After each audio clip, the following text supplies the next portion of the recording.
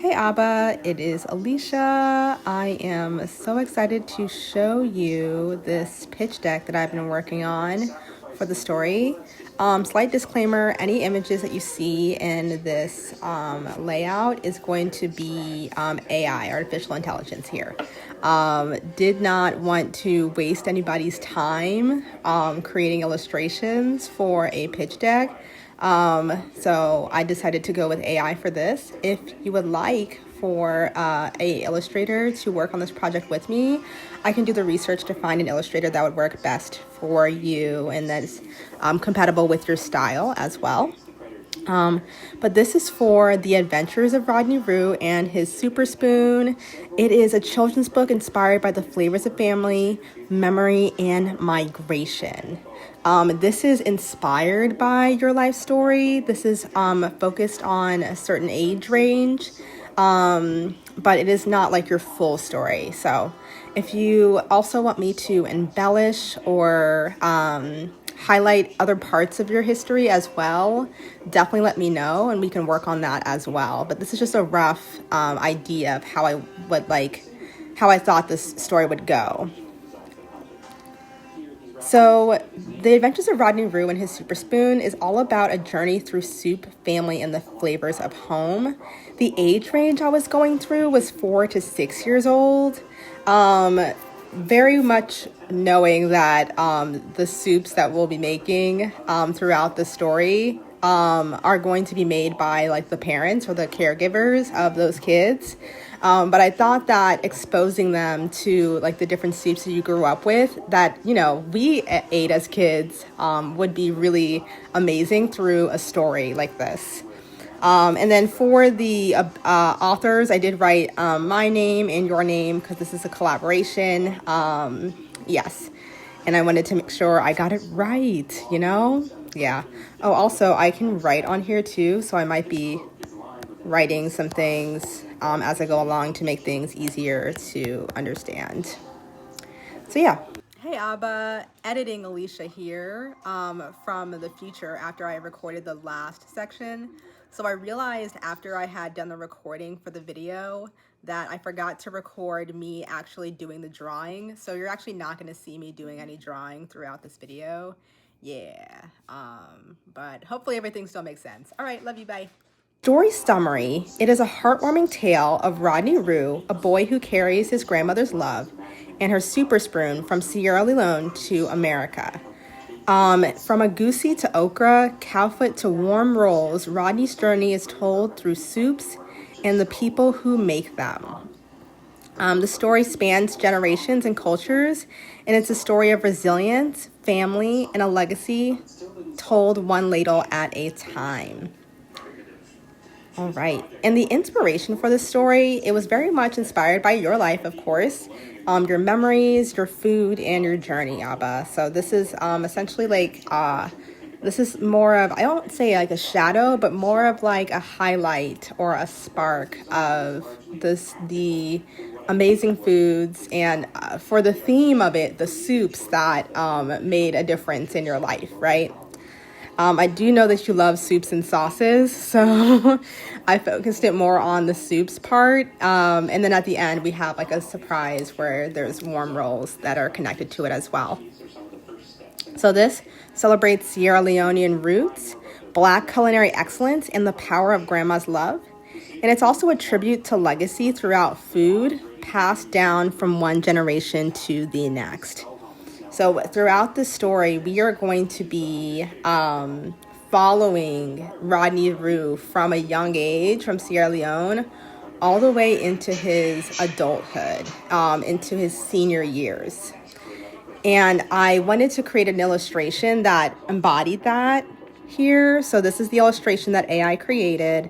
Yes, this is about Rodney Rue. He's a dreamer, a soup lover, and a super spoon wielder, right? From a boy stirring pots in Freetown to a master chef in New York City. That's his story arc.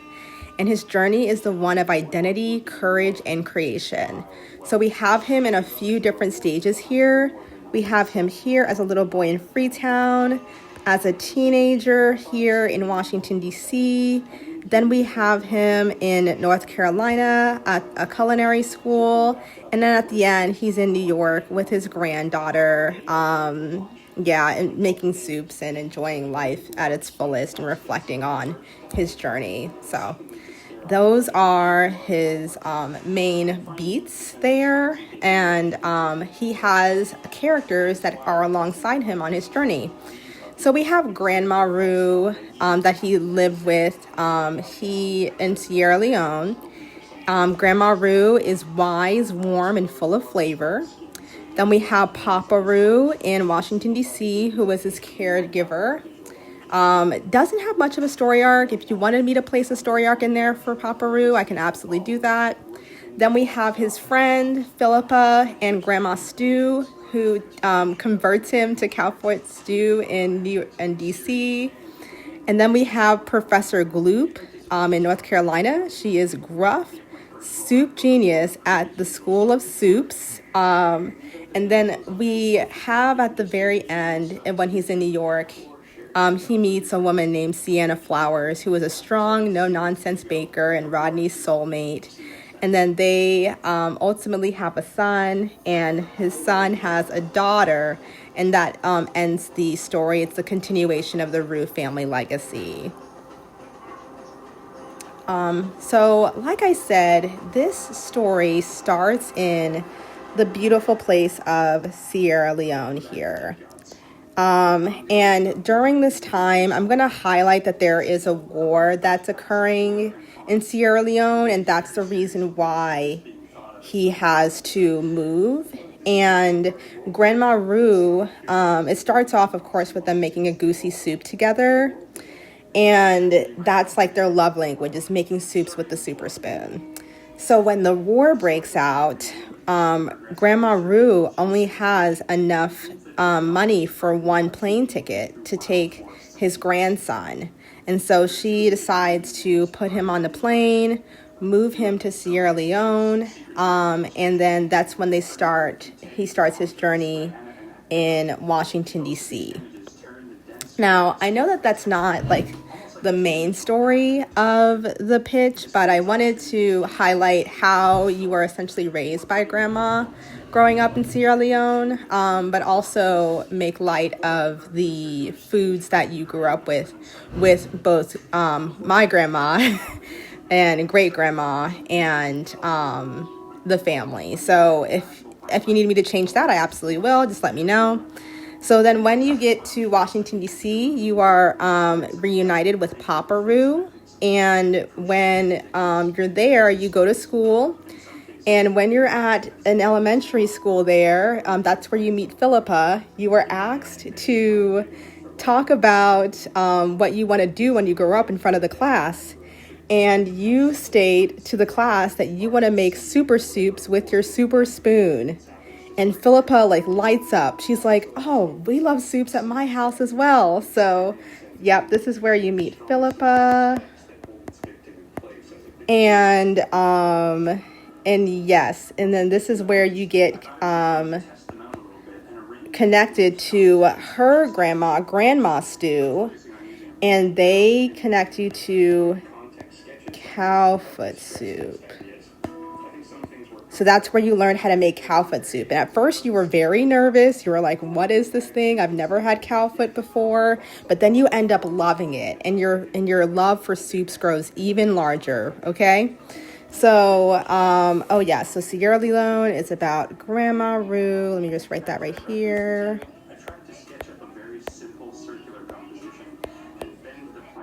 Oh. Okay, Grandma Rue and your goosey soup. Perfect.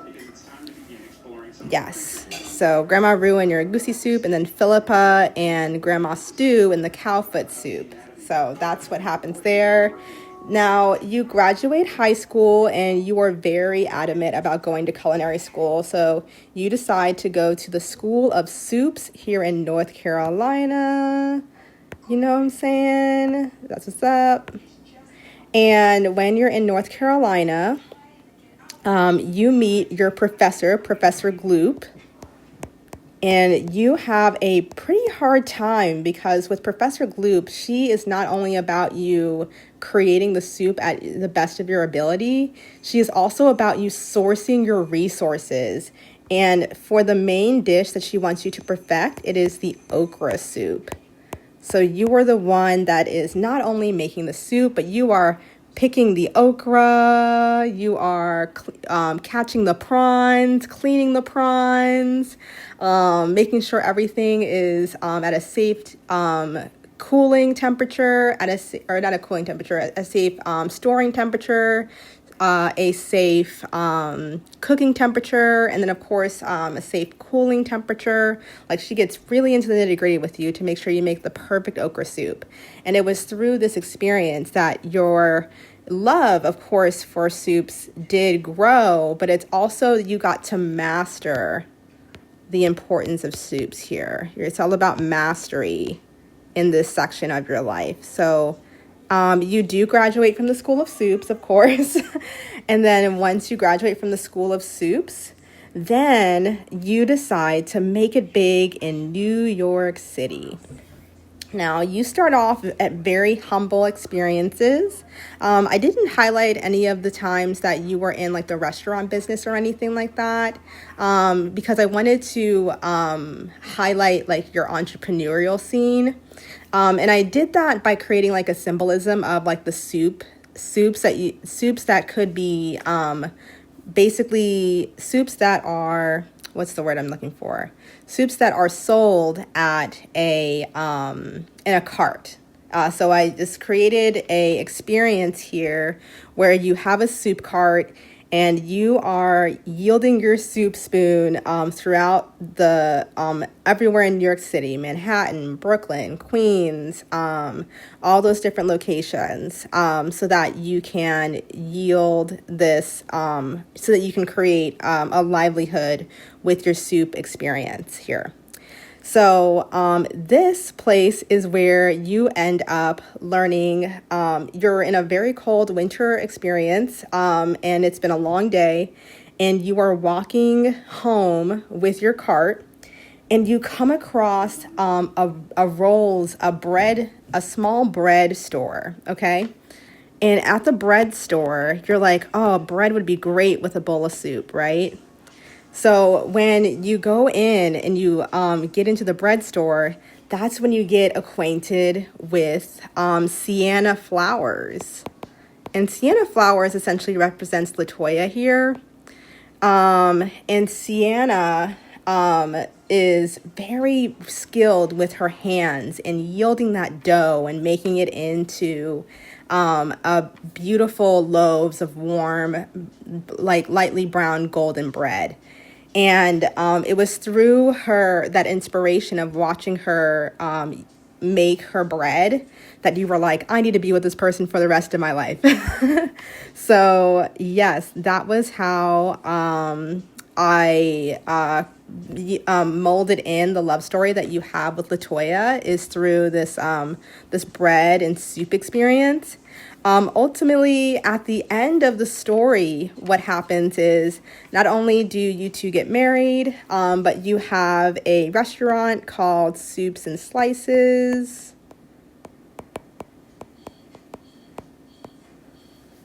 And this is going to be the beginning of your legacy that you pass down to your kids. And I didn't highlight all of the kids in this story because it is, again, like it's a highlight of your story. It isn't your full story. So the highlight, I did put in Fela as your son here, not directly as your son, but I have a small non-verbal montage of you going through your life as a married man with a business. So it shows you getting married. It shows you opening up Soups and Slices. It shows you having a son. It also shows you him working at your restaurant and then finding the love of his life. He gets married at the restaurant at one point. And then after that, what occurs is he leaves, and it's just you and Sienna with the business, and you guys grow old in that business together. So after seeing you guys in the restaurant over and over again, and as you're growing older, it's finally closing time at the restaurant, and then you're actually headed home. And once you go home, there is a scene where the son surprises you. He's at the house, and once he's at the house, he has his granddaughter and his wife with him, and you and the granddaughter share a sweet moment where you guys are making a goosey soup together, just like you did when you were with your grandmother growing up as well. So that's how the story ends. And yeah, just very sweet, very touching. It's very much a journey of not just culinary excellence, but just like the love of family and community that's brought you to where you are today. So the themes of this story are intergenerational legacy, culinary culture as connection, migration and resilience, and love through food, finding identity and heritage. Those are the main themes that we're going to be going through. This is another really cute image that AI created. I didn't know how you wanted me to present your grandmother, so I made up a couple of images through AI to see which one you liked best, and then hopefully we can work on an artist and go from there. So the visual style and tone that we're going with, I don't really know for this one. It could go either way. I do want to send you a couple of children's books for you to sample. We have warm watercolor is what is in the story right now. It's like warm tones with beautiful patterns, but we can also go in the direction of mixed media textures. I do have a book as well that has more mixed media in it, and it's so beautiful. So I can buy you a couple of my favorite children's books and show you what that looks like. We'll definitely have colorful kitchens, street food carts, steaming pots, diverse characters and expressive features, and then it's going to be soft, playful, and nostalgic. I do think that for a story that's as rugged as yours is, having something that's like soft, playful, and nostalgic to just warm up the story would be nice, especially since it starts on a really dark experience with the war. We want to like warm things up as we go along. So the market position for this was brought to my attention by ChatGPT. I put it into the system and I was like, what story is the story that I wrote like? And it showed me 3 titles that are quite famous. We have Thank You Omu by Oji Mora here. Haven't read it, but I'm definitely going to read it now that this has been highlighted as one of the books that it's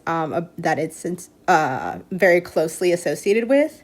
We have Fry Bread, another book that I've never read. And then ironically, it also brought up Soul Food Sunday by Winsome Bingham.